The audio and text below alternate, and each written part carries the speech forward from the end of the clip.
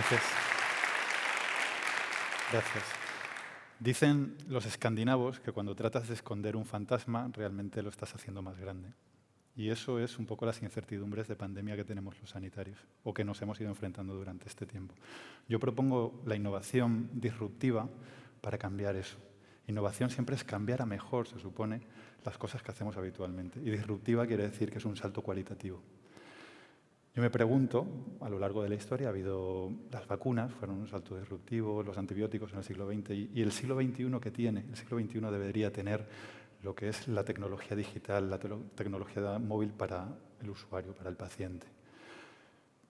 Yo en mis carnes lo acabamos de ver, hemos tenido elementos disruptivos. Yo una vez traté de hacer un blog en una sociedad científica y se me hizo un consejo de guerra porque quería comunicar a las nuevas generaciones de otra forma. Y realmente tenemos un problema, los sanitarios, ¿no? Nos aburrimos a nosotros mismos cuando comunicamos. Y eso es así. Tenemos una sociedad un poco basada Lo he leído en el New England, ¿no lo entiende? No, pues realmente no. Y si os dijera que un niño con 13 años es capaz de descifrar el código fuente de un examen y ponerse un 9 en vez de un 10 para que el profesor no se dé cuenta, eso es deberíamos premiar ese tipo de inteligencia. Y realmente yo me planteo, ¿qué ha pasado durante la pandemia a nivel tecnológico en nuestros sistemas de salud? Pues realmente os voy a contar lo que pasa. Es decir, yo no sé cuántos de vosotros habéis tratado de llamar a un centro de salud y qué respuesta habéis tenido. El caso es que en pleno confinamiento yo llamaba a Amazon en domingo y en 4 horas tenía un paquete en casa. Y eso es una realidad. Es decir, el 44% de vuestros profesionales de atención primaria no tienen herramientas digitales para comunicarse con vosotros, salvo un teléfono. Si un centro de salud tiene como 20.000 personas asignadas y 3 líneas entrantes, ¿cómo van a coger teléfono? Es imposible. Digamos que elaboramos diseños que no se adaptan muchas veces a lo que el paciente necesita. Yo, por ejemplo, colaboro en África. Estando en Mauritania, pues construyeron la cooperación internacional un hospital que las ventanas estaban a 1,5 metros del suelo. Era un hospital que se ponía a 50 grados porque el aire del desierto es necesario que entre para refrescarlo. Es decir, esa es nuestra idea de diseño y tal y como lo planteamos. Y es que somos expertos los sanitarios somos expertos en hacer exámenes, somos expertos en engrosar currículum. Yo a veces ya lo llamo currículum porque hay que llevarlo Y yo tengo mi mente llena de reglas mnemotécnicas. De vez en cuando me despierto sobresaltado y digo, tuve cólera por el tifus de un pollo amarillo con varices. Y eso era para recordar. Y os voy a decir una cosa, es decir, yo he aprobado muchos exámenes con reglas mnemotécnicas, pero eso no lo he aplicado a mi vida. Y probablemente el número 1 del MIR no sea el médico que mejor trata a los pacientes. Que no me oiga, que no salga de aquí. Fijaros, tengo la sensación de estar convirtiéndome en un ser gris. El 85% de las personas están a disgusto en su trabajo. Eso cuando lo tienen, que hay un 15% que desgraciadamente no lo tienen. Si os digo que el año pasado no hubo prácticas a nivel sanitario, que los próximos sanitarios que vais a tener han estudiado la teoría de cómo hacer prácticas, la frase esa de irte fuera al extranjero, huye cuando puedas, investigar. Es decir, en este país se premia la productividad basada en el envejecimiento, no la innovación, los trienios. Es real. Y este dato que os voy a dar es demoledor. El 30% de mis compañeros de familia han querido abandonar su profesión este año. Es tremendo.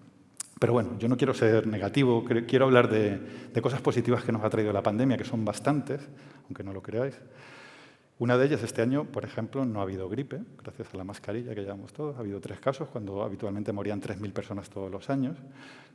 La gente ha aprendido a lavarse las manos, han aparecido cuños de discotecas de hace mil años, ¿no? Es decir, y eso es bueno. Y sobre todo ha habido un reto, que es el reto, y esto es lo que más me gusta, la era molecular ya está aquí, es decir, el diagnóstico que tenemos a la cabecera del paciente, ahora somos capaces de diagnosticar hasta 20 y pico gérmenes en 15 minutos.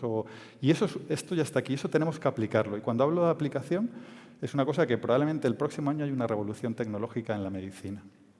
Pero eso tiene que ser comunicado al paciente. A mí me gusta mucho el concepto de One Health, EcoHealth. Es decir, es imposible entender la sanidad en este momento si no trabajamos médicos, veterinarios y medio ambiente conjuntamente. De nada sirve vacunar aquí si no vacunamos allí. Los microorganismos, y eso lo hemos aprendido en esta pandemia, no entienden de fronteras.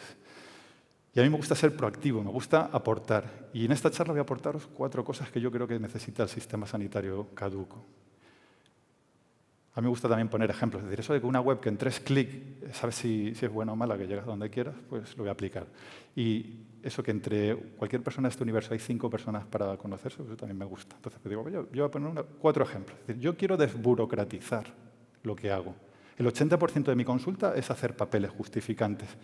Pongo algún ejemplo. Hay gente que pide cita para decirme que no va a venir a la cita del jueves. Y eso es real. Digamos, hay bots, hay una serie de herramientas tecnológicas y ese es el segundo punto que tenemos que cambiar, que es la innovación tecnológica. ¿Sabéis en qué va a emplear Alemania el 90% de los fondos de la pandemia? En digitalizar. Porque tenemos ahora mismo sistemas obsoletos. Hemos aprendido esta pandemia que no estábamos preparados tecnológicamente. Pero ¿cómo te van a coger el teléfono? Si es que es imposible. Si es que no tenemos herramientas. El tercer punto, comunicar. Yo creo que los sanitarios tenemos que empezar a comunicar de otra forma. Dicen que la filosofía no existe, sino que existen los filósofos. Yo creo que la ciencia no existe si no comunicamos esa ciencia. Me gustan mucho los refranes, ¿no? La belleza es interior, el tamaño no importa, las redes sociales para la ciencia no sirven. ¿Cómo que no? O sea, no puede ser que Miguel Bosé tenga 2 millones de seguidores en Twitter y que haya premios Nobel que no tienen ni siquiera cuenta. Yo creo que algo estamos fallando en esto y tenemos que empezar a comunicar. Y el cuarto punto, y no menos importante, ¿sabéis cuál es? Las personas, los recursos humanos. Ese es el valor de cualquier empresa. Sabemos que en muchas empresas hay más jefes que indios y que son piramidales. Yo me paso el día poniendo clics para la productividad. Eso es un poco lo que hacemos. Realmente el modelo cambiará cuando el valor de lo que yo hago, de ver mis 50 pacientes, cambie y la sociedad se dé cuenta que el sistema se tiene que cambiar desde abajo, no desde regiones impuestas.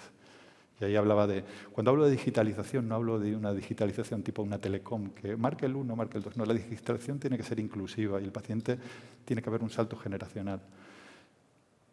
Pues la realidad es que mi hijo Juan tiene 2 años y no quiero que siga algoritmos cerrados. No quiero que le coarten su libertad de expresión, de creatividad.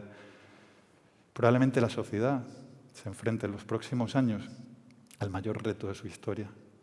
Y tanto médicos, farmacéuticos, arquitectos, filósofos, todos vosotros nos vamos a enfrentar a un cambio crítico después de esta pandemia.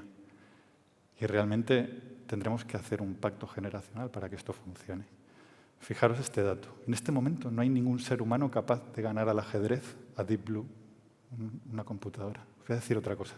El futuro ya está aquí. Lo que pasa es que está mal repartido y en sanidad está muy mal repartido. Hace años una telecom decía lo de connecting people. Me encanta.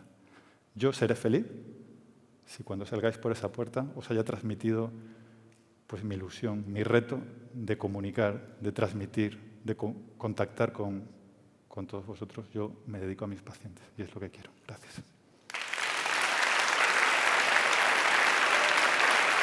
Gracias.